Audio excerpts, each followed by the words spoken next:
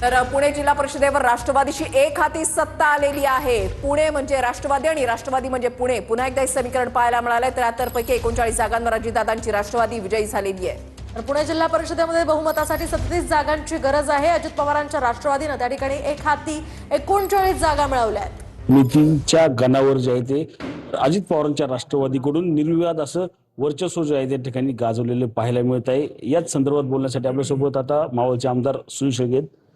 अण्णा, दादांच्या जाण्यानंतर ही पहिलीच निवडणूक या ठिकाणी, काय भावना आहे पहिले?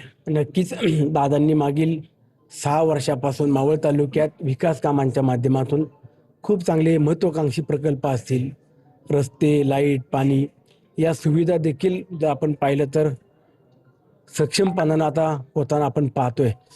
आणि त्यात दादांचं जाणं हे नक्कीच सगळ्यांनाच वेदनादायी आहे।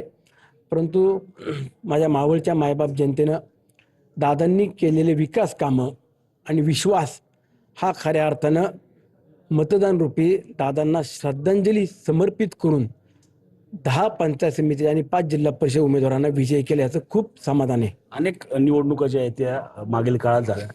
प्रत्येक निवडणुकामध्ये विजयी मिळवल्यानंतर अजितदादांचा फोन यायचा।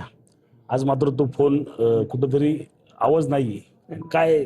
नक्की ते बघा, शेवटी नेत्याचं कार्यकर्त्याला शाबासकीची थापी असतीच।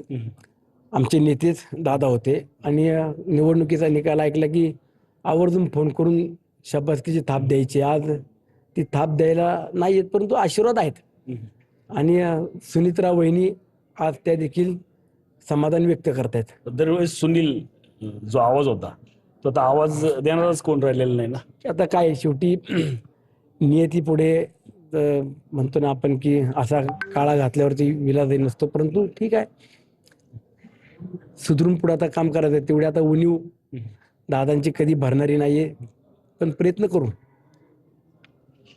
रणजित जाधव, TV9 मराठी, पिंपरी चिंचवड।